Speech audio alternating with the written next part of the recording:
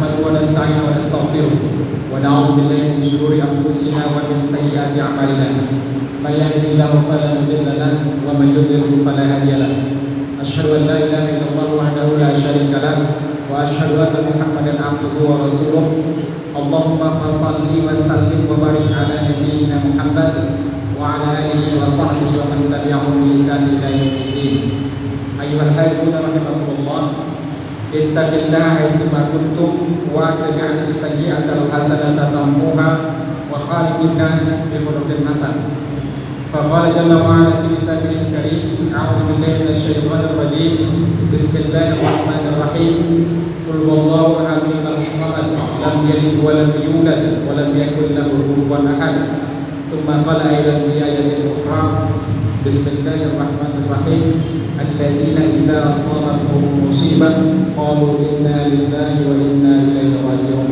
صدق الله العظيم.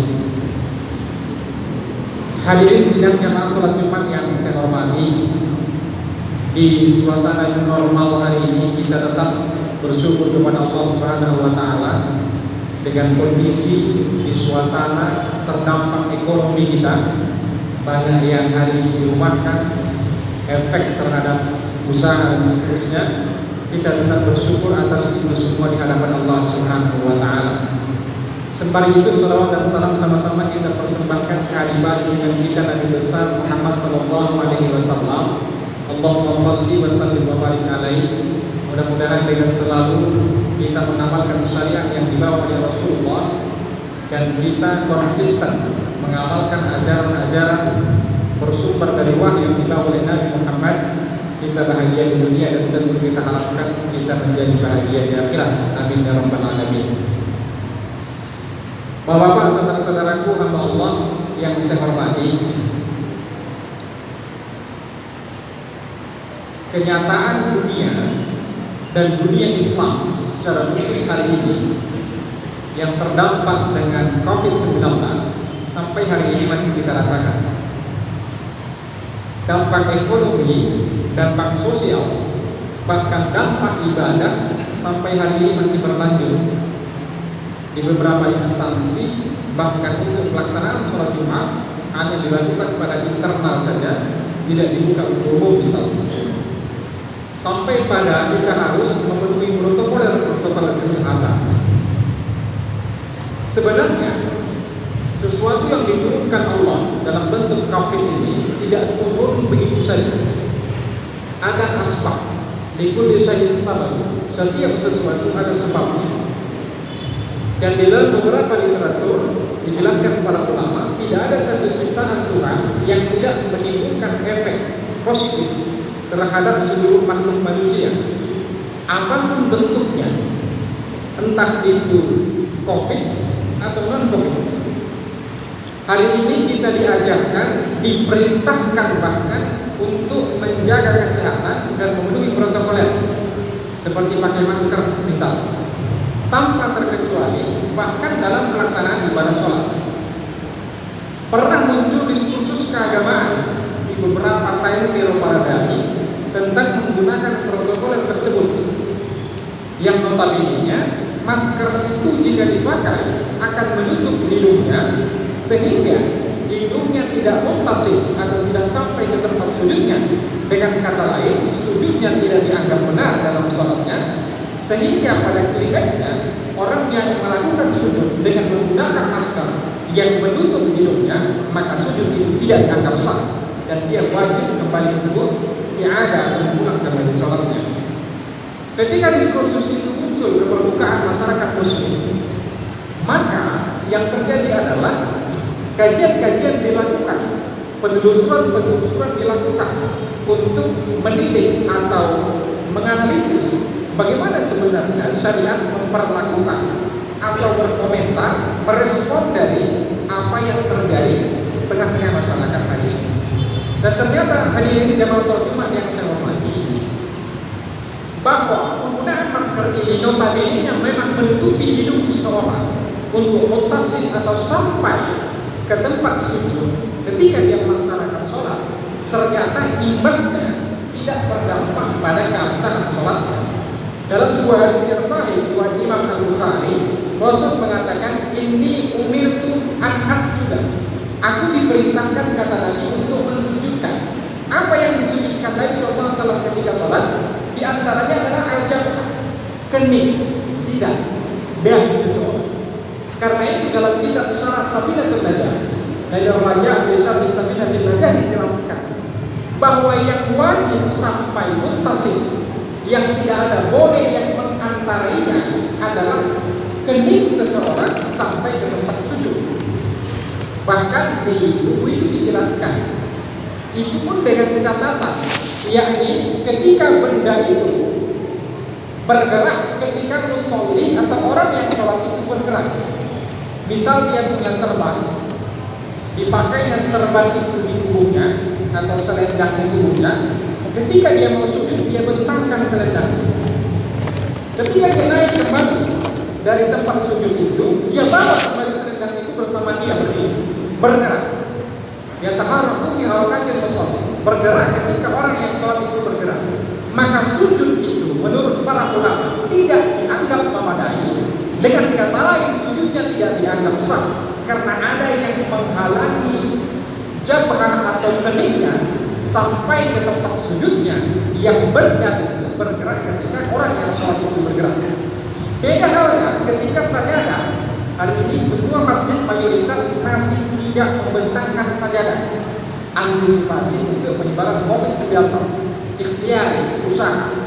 Lalu orang hari ini masing-masing membawa sajadah dari rumah, dia letakkan di tempat sujud lalu dia sujudi.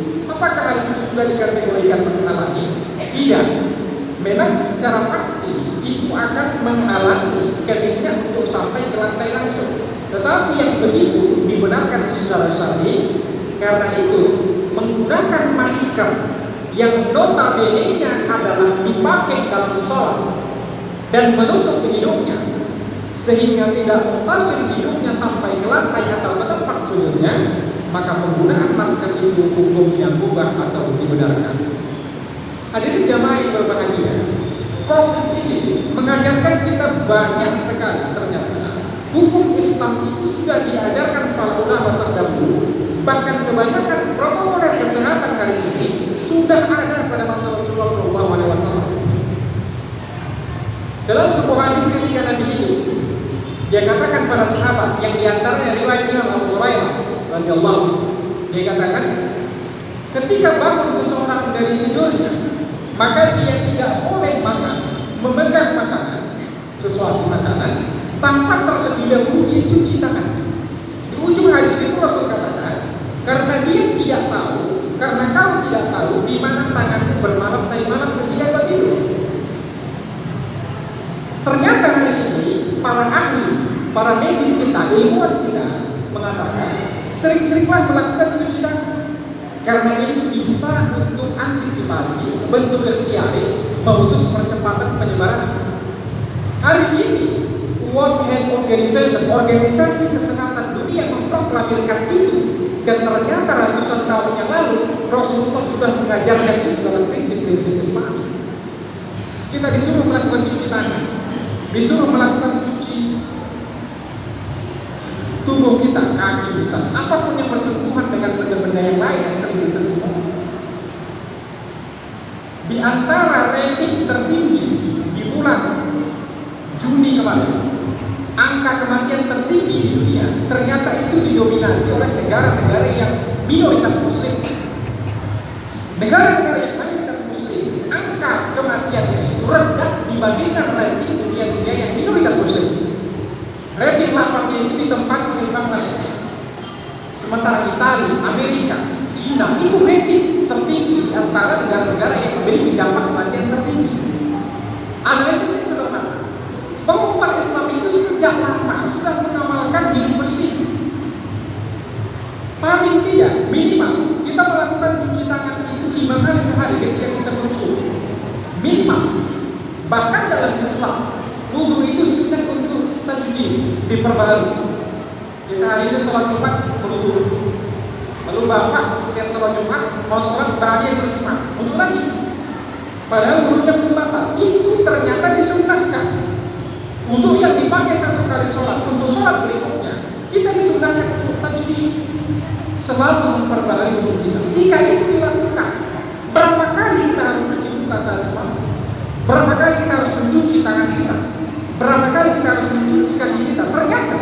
budaya Islam itu adalah budaya bersih, sehingga untuk angka kematian itu wajar saja ketika dunia yang betul-betul hari ini memiliki data konkret, ternyata dunia Islam ratingnya peringkat yang terendah untuk tingkat kematiannya. Hadirin jamaah salat Jumat yang saya hormati, sebuah dilematis hari ini bahwa vaksin informasinya sudah ditemukan, tapi notabene-nya lagi-lagi yang menemukan adalah bukan dunia Islam. Kita jangan berpikir bahwa wajib kifai atau fardu kifayah itu hanya terbatas penyelenggaraan jenazah. Buat pengajian di masjid fardu kifayah, menyelenggarakan jenazah fardu kifayah. Para ulama mengatakan tidak itu saja fardu kifayah. Sesuatu hal kemaslahatan umum yang berdampak dan berpengaruh terhadap hajat hidup orang banyak, hukumnya juga fardu kifayah. Kita perlu tenaga medis ahli hari ini.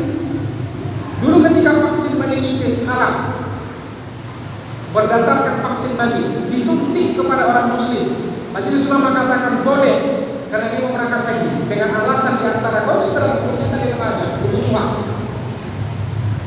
Banyak ratusan jamaah kita yang disuntik dengan vaksin tadi karena kebutuhan yang mendesak, maka ilmu mengatakan halal. Tahun berikutnya ditemukan vaksin yang halal di Australia dari insulin sapi. Siapa yang menemukannya? Bukan muslim, yang tidak muslim. Dan hari ini COVID-19 vaksinnya ditemukan juga, tapi ternyata bukan oleh ilmuwan muslim. Jadi tugas kita bersama untuk memacu generasi kita, untuk memacu generasi dan seluruh anak kita untuk berkembang memacu dunia teknologi yang hari ini kan dikuasai oleh orang-orang Yahudi misalnya.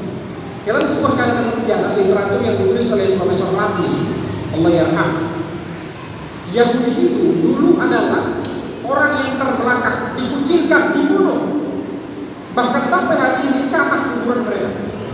Tapi dalam 40 tahun terakhir, generasinya melakukan rapat-rapat bawah tanah puluhan kali untuk menggenjot generasinya menjadi orang pintar, menguasai teknologi, menguasai ekonomi, menguasai dunia, menguasai politik. Dan hari ini di dunia Eropa, Yahudi menguasai itu.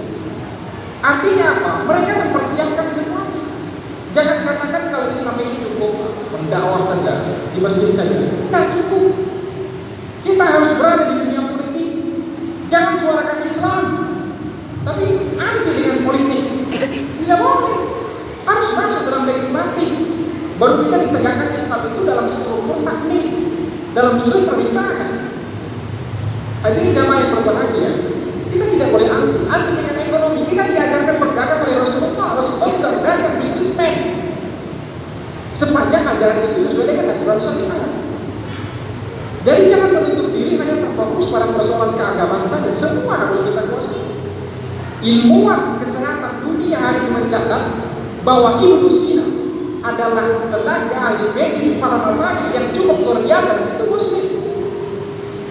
Pada masa dinasti, banyak ilmuwan muslim bahkan menulis kitab-kitab kuno klasik. Walaupun hari ini Eropa diterjemahkan dan mereka sebut dengan Avicenna, itu Ibnu Sina. Virus cacar dan campak itu ditemukan pada masa dinasti dan sudah ada obatnya. Dan itu ketika masa Islam jaya. Karena itu hadirin jamaah yang saya hormati, dalam catatan sejarah Islam itu memiliki cemerlang dunia yang terlalu brilian pada masa. Dan hari ini kita harus kembalikan hal itu semua dengan menggenjot generasi kita. Hadirin jamaah yang berbahagia, COVID ini juga berdampak terhadap sosial. Walaupun hari ini sudah new normal, new normal ini harus kita pahami adalah normal yang baru, bukan normal, new normal. Sesuatu normal tapi yang baru. Bagaimana yang barunya? Kita tidak mau harus beradaptasi, harus menyesuaikan diri dengan sesuatu yang baru, kenormalan yang baru. Keluar rumah menggunakan masker itu normal baru, biasanya tidak. Islam sudah ajarkan itu. Ada seorang peneliti, Dr. Nabil Syahman dan Nur Syariah, seorang pakar neuroscience Australia, menulis buku tentang bagaimana banyaknya ciptaan Tuhan ini punya efek positif terhadap perkembangan hidup manusia itu sendiri, termasuk dalam komponen tubuh manusia. Kenapa Allah ciptakan bulu hidung manusia? Sampai mereka kaji ke sana. Karena bulu hidung manusia diciptakan, di antara fungsi dan tugas adalah filterisasi. Bagaimana kita merasa ketika kita mandi, kita bersihkan lubang hidung kita, banyak sekali kotoran yang tersumbat di sana. Allah ciptakan itu untuk sebagai sebuah filter awal sebelum masuknya debu atau bakteri-bakteri ke dalam tubuh manusia. Dan penggunaan masker hari ini ternyata itu sesuai dengan syariat, sesuai dengan sunnatullah. Bagaimana manusia itu diciptakan, tidak ada yang sia-sia. Hadirin jamaah yang saya hormati, ada dokter mualaf menulis buku tentang sholat.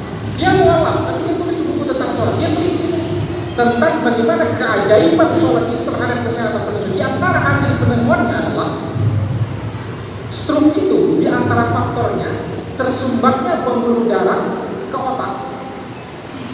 Makanya di antara faktor penyebab stroke, katanya di antara solusinya terhadap perilaku ibadah muslim adalah melakukan sujud.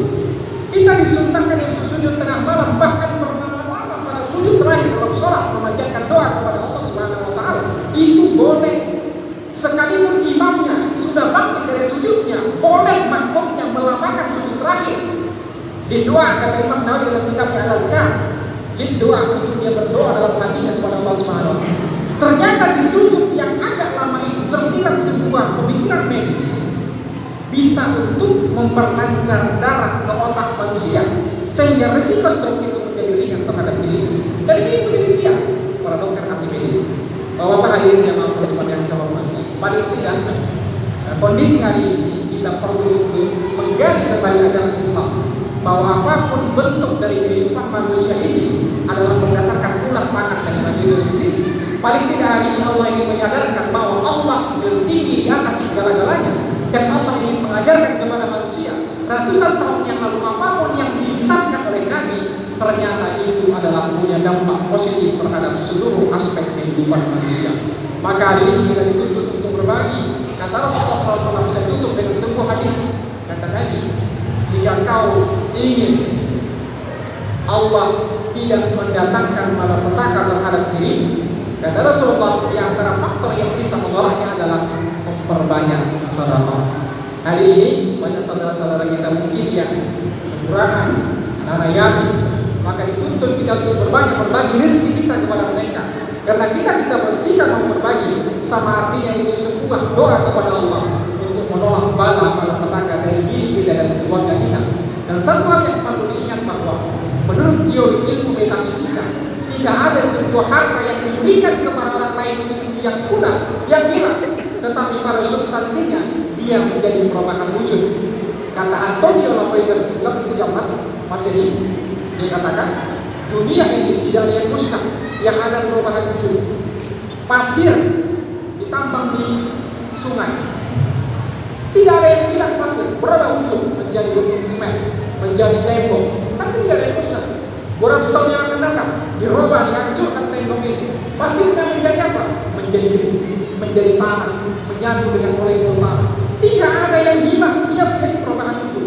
Kayu juga begitu, hutan ditebang menjadi kusir, menjadi minyak, tidak ada yang hilang, ternyata terjadi perubahan wujud. Harta manusia juga begitu. Kita pergikan di jalan Allah, kita bersedekah, pada prinsipnya hilang dari rekening kita 10 juta misalnya, pada substansinya dia bukan hilang, berubah wujud menjadi ajur atau nilai-nilai pahala yang tentu bisa kita dapatkan imbasnya di dunia dan tentu akan dipersiapkan Allah di akhirat menjadi sebuah ganjaran yang kita sebut dengan pahala atau ajur. Mudah-mudahan bermanfaat. Mari sama-sama kita menghayati kehidupan ini, kita tetap menjaga kesehatan kita berbagi kepada sesama kita, dan kita renungi ajaran Islam ini. Apapun bentuknya, ternyata dampak positifnya adalah untuk kemaslahatan kita sendiri. Andaikan orang tidak sholat sedunia, Allah tidak rugi semuanya, tapi kita yang rugi pada Allah Subhanahu wa taala. Karena itu kekuasaan Allah tetap abadi semuanya. Kita tetap berusaha, tetap berdoa, mudah-mudahan Allah bisa menyelesaikan seluruh konflik, menyelesaikan seluruh problematika yang ada di masyarakat, khususnya bagi saudara-saudara kita umat muslim di dunia. Amin ya rabbal alamin. Barakallahu li wa lakum bil Qur'anil azim wa nafa'ani wa iyyakum bima fihi min al-ayati wa dhikril hakim. Wa taqabbal minni wa minkum tilawatahu innahu was-sami'ul 'alim.